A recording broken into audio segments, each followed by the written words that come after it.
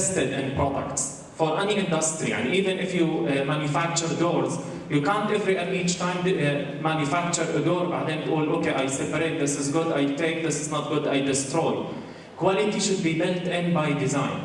وبالتالي, to start with pharmaceutical industry, the right place to start with is pharmaceutical development. في business management أو even في project management, even business people are now aware of, في شيء اسمه project life cycle costing وفي شيء اسمه product life cycle costing. Project when it is in R&D, product when it is in operation.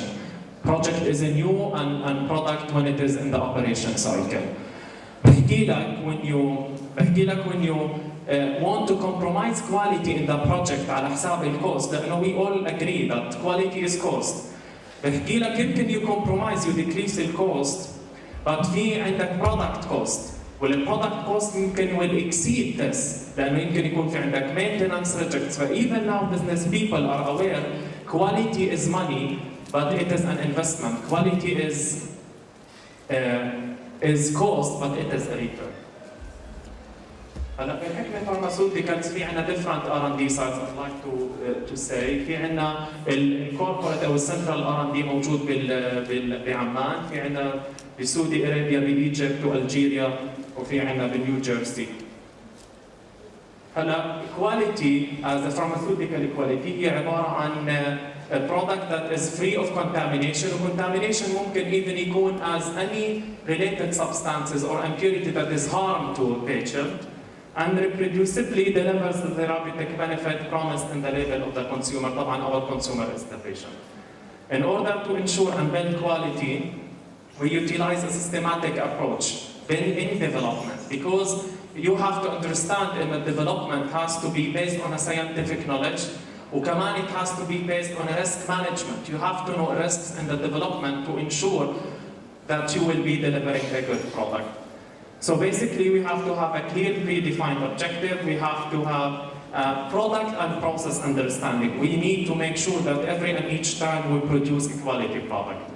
By designing and developing formulations and manufacturing processes to ensure a predefined quality, and we know that quality it should be based on internal standards and as well as regulations and authorities, so local or external. This is achieved by understanding how much formulation and process variables influence product quality. Process control to ensure product quality and reproducibility.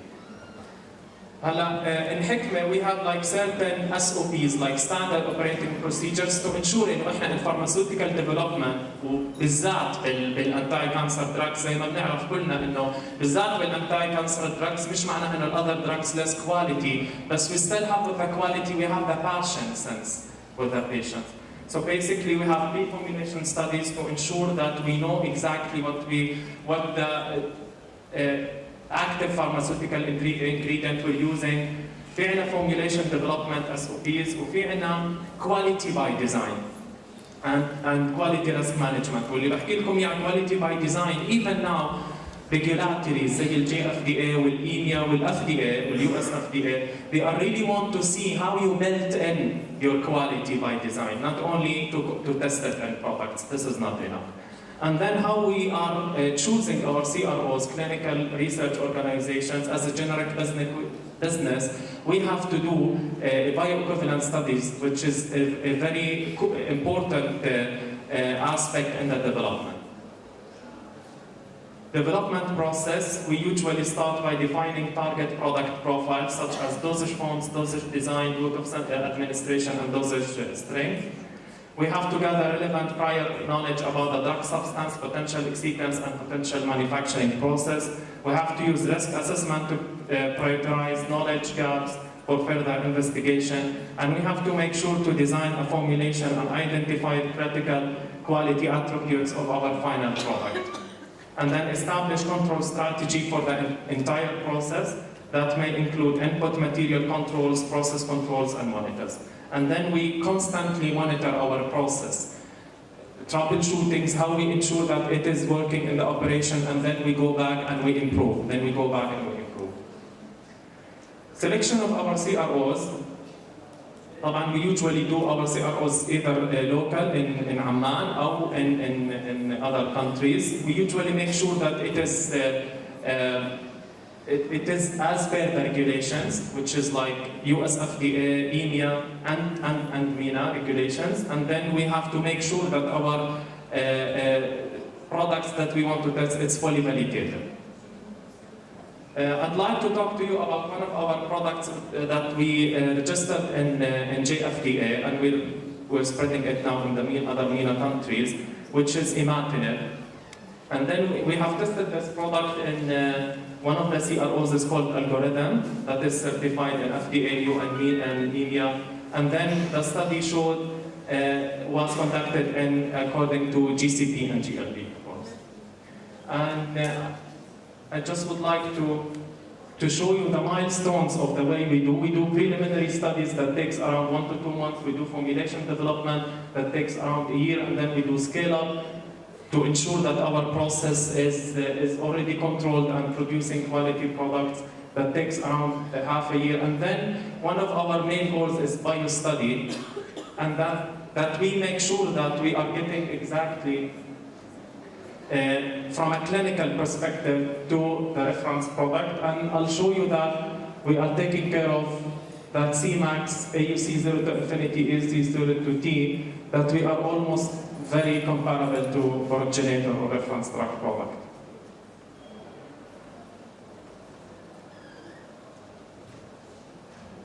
Just some pictures how we are handling anti-cancer drugs. You know that it is very important that we make sure that our workers is taking care of everything, that they don't smell anything, and it's connected. This is HEPA filters, of course, and this is already protected, and it's destroyed after each and every product we manufacture. This is the isolators. It's a kind of a containment that you make sure that your process is contained. And this is the way we work in research and development labs. Thank you.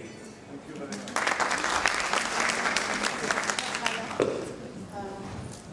Thank you, Dr. Mahmoud.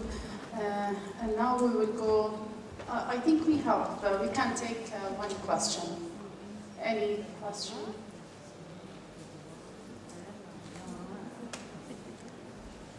Okay. Thank you.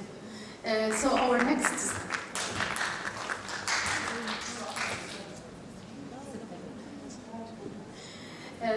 next speaker is Dr. Sufyan Qudadi.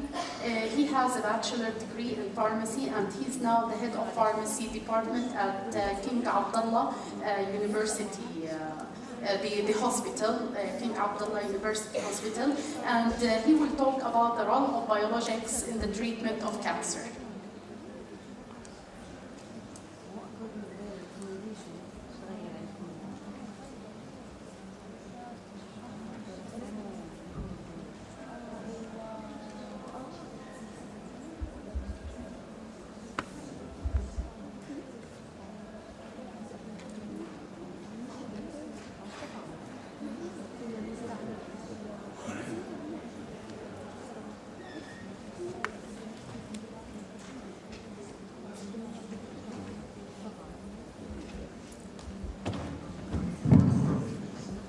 Assalamu alaikum.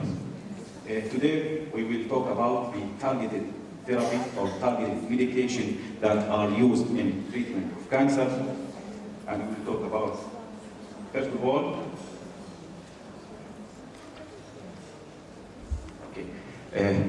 all of us know that cytotoxic, mainly the traditional cytotoxic, they work on normal cells, and in addition to that, they work on cancer cells.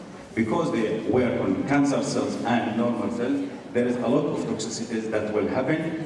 And so as a result, many patients experience the classic toxicity of alopecia, gastrointestinal, and myelosuppression. This is because the cytotoxic or the traditional cytotoxic medication, they will go for rapidly acting or rapidly dividing cells, so that a lot of toxicities will happen for cancer patients. So there is a need was to eliminate these side effects by inducing therapy, that is the targeted therapies. Targeted cancer therapies are being studied for use alone or in combination with other targeted therapies and in combination with other cancer treatments such as chemotherapy. So targeted therapies, they are not used alone for cancer treatment, they are used in combination with other targeted therapies and also in combination with other cancer treatments, which are the traditional cancer treatments. There are two main types of targeted therapies, which are the monoclonal antibodies and the small molecules inhibitors. These small molecules inhibitors or small molecule drugs, they will go directly inside the cell. Meanwhile, the monoclonal antibodies, they will work outside the cell in the receptors that are found outside the cell or in the factors that are secreted, of course, by the cancer cells. Most monoclonal antibodies cannot penetrate the cell's plasma membrane, and so they are directly directed against targets that are outside the cells or in the cell surface.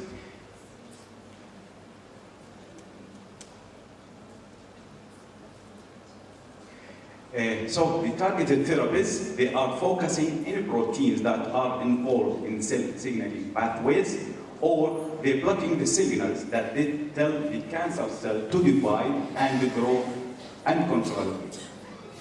Or they're causing the cancer cell death directly by specifically inducing the apoptosis, or indirectly by stimulating the immune system to target these cancer cells to be killed by the immune system, or of course by inducing or delivering toxic substances directly to the cancer cell.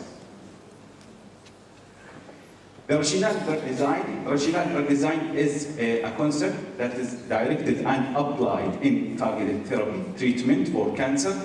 First of all, identification of these targets which play a major role in cancer treatment are identified. After these particles that are known or identified to play a major role in cancer treatment, then we developed our target treatment.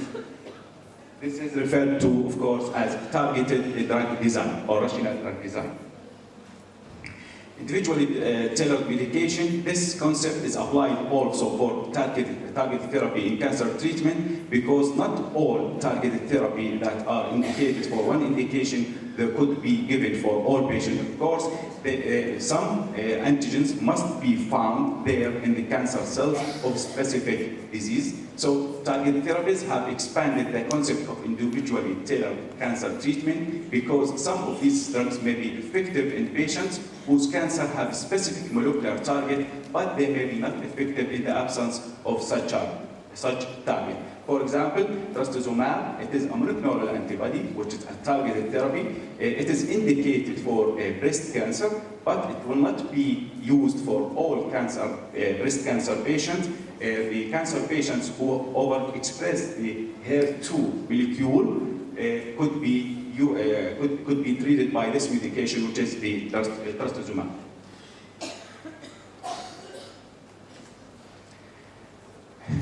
Now, for the biology of targeted therapies, the traditional cytotoxic chemotherapy, they works on the rapidly dividing cells. That's why a lot of side effects will be precipitated, a lot of toxicities will occur for cancer patients, and of course, one of these cells that the normal cells, the hair or the gastrointestinal epithelium, and also the bone marrow, all of these cells, they are affected by the traditional chemotherapies. Meanwhile, the targeted therapies, they will go directly for the cancer cells.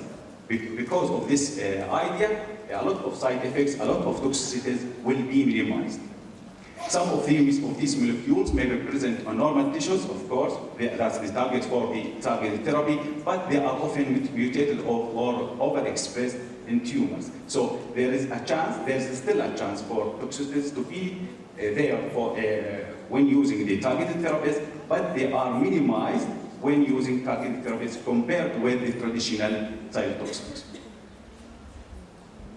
Now, one of the old examples, or the earliest example for targeted therapy, it is the antigen for the CD20, or the antibody, for the antigen CD20. The antibody, which is referred to as rituximab, it is the earliest of that targeted therapy.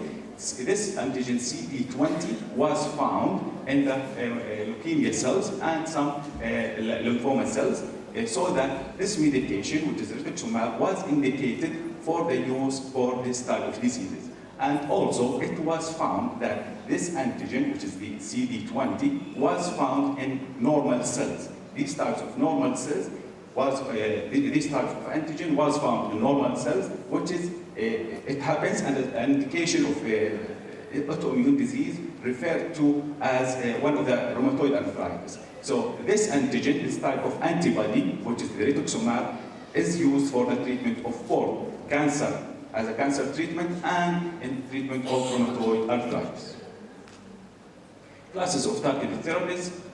First of all, the tyrosine kinase receptor inhibitor. This receptor, which is the tyrosine kinase, is found on the receptor on the surface of the cell, and this type of medication, they will go directly to this receptor, and they will inhibit the signaling pathways that will regulate the cell for dividing and the cell for growth.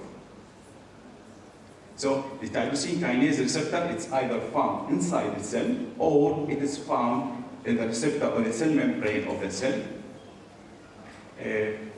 When there's a binding between the receptor and the antigen, then the cascade of the cell division and cell movement and the cell proliferation will start, and then the cell tumor or the cells will grow more and more. By blocking these signals and by stopping these receptors to go, then you will stop the growth of cancer cells. There are many different types or families of these receptors, the tyrosine kinase receptor. HER2, the HER family is one of this major tyrosine kinase receptor. The HER1 and HER2 and HER3 and HER3 and HER4. The major ones, they are most classified and studied, HER1 and HER2. They are human epidermal receptors that are found, as we said, either on the surface of the cell or inside the cells. And the HER2 also.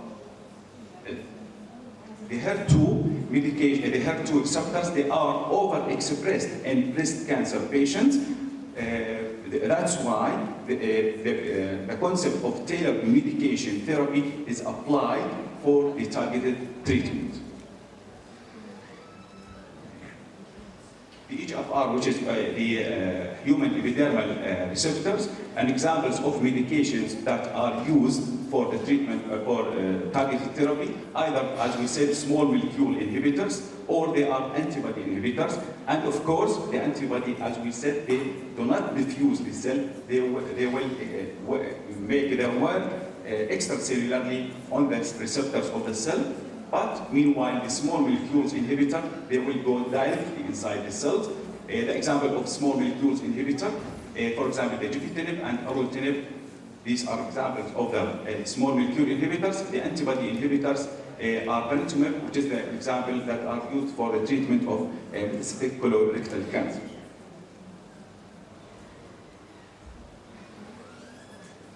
The HER2, an example of the HER2 is the Herceptin. This is the brand name and title. These two drugs are used for treatment of breast cancer. And of course, as we said, there's a tailored medication therapy, an example in this, that not all patients that are suffering from breast cancer can be treated with either trastuzumab or lenvatinib, but there must be an overexpression of the HER2 receptor. So trastuzumab is a monoclonal antibody that is directed against HER2, a molecular target to EGFR that is overexpressed is approximately 25% of patients with breast cancer. Because trastuzumab is ineffective in the 75% of patients with breast cancer that do not overexpress the HER2/neu, that's why it is used only if HER2/neu is overexpressed in cancer patients. Class number 2, the angiogenesis inhibitor. What is the angiogenesis? The cancer cells will produce factors that will stimulate the cancer cells to produce factors that will form blood vessels. So tumor cells, like normal cells, need an adequate blood supply in order to perform vital cellular functions. In fact, as cells multiply and grow in numbers and size, access to nutrients and blood supply becomes increasingly critical for their continued survival. So, this targeted therapy will concentrate on VEGF, vascular endothelial growth factor. They will block this factor from signaling pathways, and by stopping this signaling, they will stop the formation of new blood vessels from pre-existing ones. By inhibition of this process, the formation of new blood vessels will be inhibited, and then the cancer cells volume will be decreased. By this reduction in the volume of cancer tumor or cancer cells, traditional therapies can be used, and they can have an inhibitory effect on cancer cells and cancer growth. The concept behind angiogenesis inhibition then is to interrupt this process and thereby fight tumor progression, as in the case with EGFR therapies, which is the HER1 and HER2. This group, there are two types of inhibitors, small molecules inhibitors and antibody inhibitors. Examples of this, the SUTENT, small molecule SUTENT and ixobarbital are branding, sunitinib and sorafenib. They are used for the sunitinib for cell cancer and the small cell renal cancer, and sorafenib for hepatocellular carcinoma. And an example of these, the antibody inhibitors, which is bevacizumab, which is the brand name Avastin. So targeting of the vascular endothelial growth factor limits the cancer growth by preventing the formation of new blood vessels. Without the new blood vessels, once it is inhibited by the VEGF receptors, the formation of blood vessels will be inhibited, so tumors cannot grow more than 2 to 3 millimeters, and by this inhibition, as we said, the traditional cytotoxic agent can work more efficiently and with less toxic and side effects. Group number 3, which is the proteasome inhibitor. The proteasome, it is a molecule inside the cell. This molecule is needed for different types of cells to break down and recycling different types of proteins. By inhibition of this proteasome, a lot of proteins will be accumulated inside the cell. Once these proteins are accumulated inside the cells, then this will lead directly or indirectly to cell death. So the proteasome is a structure inside the cell that breaks down proteins that have been labeled to undergo either breaking down or recycling. This process, which is the breaking down and recycling of different proteins, is important to remove possibly damaged or defective protein, but more importantly, it is a required process for normal cell growth and normal cell division and angiogenesis and death.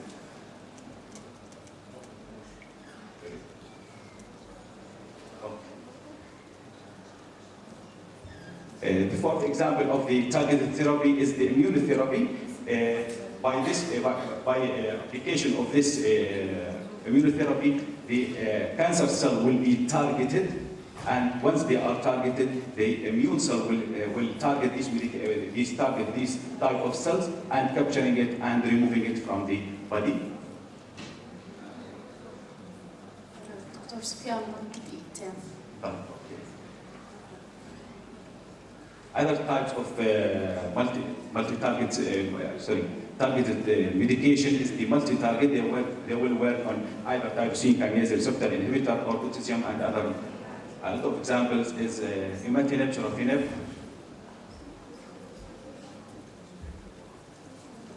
As we said, the targeted therapies also could be classified into two major classes. The first one is a small molecule, and the other one is the monoclonal antibody. The small molecule inhibitors, they can penetrate the cell membrane or the cell surface and go directly inside the cell. Of course, they are chemically manufactured, and so the cost is very, very low compared with two monoclonal antibodies, because monoclonal antibodies need biogenetic engineering. They achieve less specific targeting than two monoclonal antibodies. And one point which is important, that these small molecules, they undergo cytochrome P450 metabolism. By undergoing this way, they have some regular interaction, so we have to take this point into consideration. examples of these small molecules, the imatinib, dasatinib, afatinib, sunitinib, monoclonal antibodies. They are large molecules, they will not diffuse, they will exert their action extracellularly. And they can do their action by recruiting the host immune functions, or by binding to ligands or receptors, or by carrying lethal payload or toxic substances to the target cells, which are the cancer cells. These examples of monoclonal antibodies, trastuzumab, lenalidomide, bevacizumab, all of them, they are monoclonal antibody. Okay, that's all. Thank you.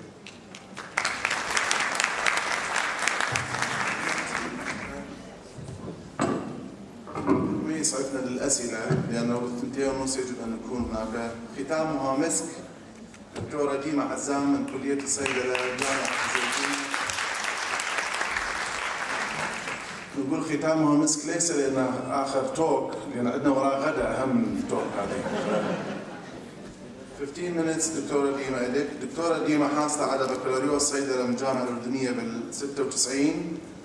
عملت مشرفة مختبر في كلية الصيدلة، ثم 2003 حصلت على ماجستير أيضا من الجامعة الأردنية بالعلوم الصيدلانية. 2012 حصلت على دكتوراه من جامعة نبراسكا بالولايات المتحدة. تعمل الآن أستاذ مساعد في كلية الصيدلة. 15 دقيقة دكتورة ديما حتى نكون في 2:30 بالمطعم المركزي. Thank you. 15 minutes.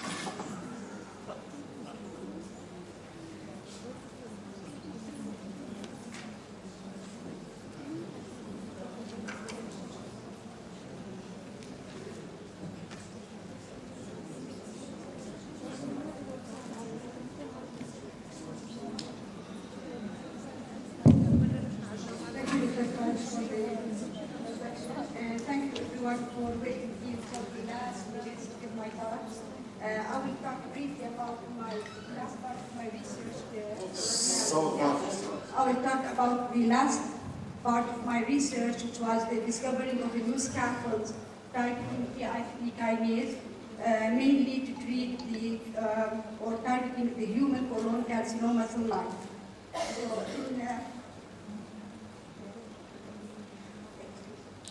The phosphoinositide 3 kinase is a lipid kinase which phosphorylate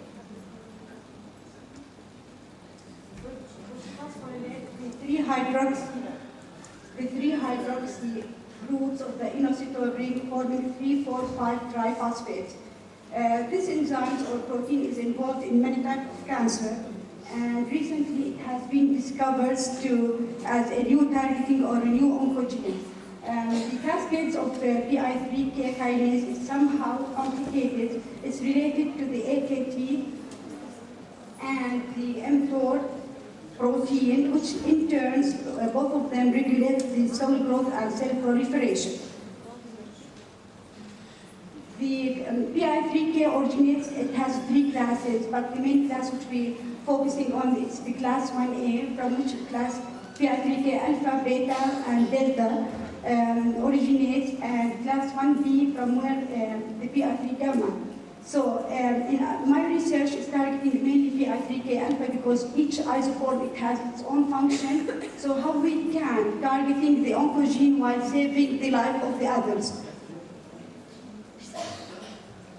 So what we did, mainly we are focusing on we used structural based drug design in order to explore the binding pockets of PI3K in general. Unfortunately, the PI3K alpha is an orphan protein without any ligands. So what we did, we tried to compare the binding pockets of all kinases by superposing all of them, and from there we hypothesized that the kinase domain of all of these proteins is similar. From this we can say we use the PI3 gamma in order to build the homology models of our protein to give more exploration about the binding pockets. So from all of these PI3, the PI3K alpha is the one which is closely related to cancer. Somatic mutation, they have been identified in numerous types of cancer. and mainly in two exons, the helical and the kinase domain. The helical domain mainly the glutamic acid 542 to lysine and glutamic acid 545 to lysine, and HCP147 to arginine. So once it's PI3K alpha is amplified or overexpressed or mutated in human cancers, this leads to increase in the lipid kinase activity and gain of function, and induce the AKT signaling pathway and induce oncogenic transformation in vivo. Our goal was to build the pharmacophore model in order to identify the main functionality that can be recognized and the binding site. We used the some selective PI3K alpha inhibitors, and we built our pharmacophore. So the pharmacophore mainly, these are the rings which they are isolated each functional groups, and it refers to the main items in the scaffold. After pharmacophore searching using the National Cancer Institute database, we got about 33,000 molecules. Further filtration, we got these three as the top hits, and we are mainly interested in this one because this one is it's imodine, and all of us knows imodine as a natural compound as anti-cancer. So we focus in order to synthesize structural analogs of these scaffolds because its IC50 somehow shows, if we compare the IC50s in the human colon cancer cell line, the wild type, and the mutant cell line, the number 13, which we are interested in it, shows somehow promising inhibitory concentration in these two lines, compares with number 11 and number 12, and with the already identified or clinical anti-cancer compounds such as LY294 and the flavonoid quercetin and myrcene.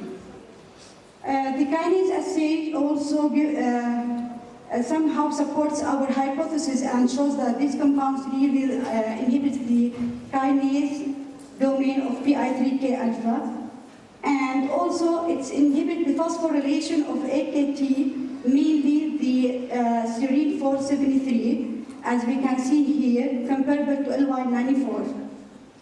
And also it induced apoptosis, and what's made us happy that the apoptosis was greater in number 12 and number 13.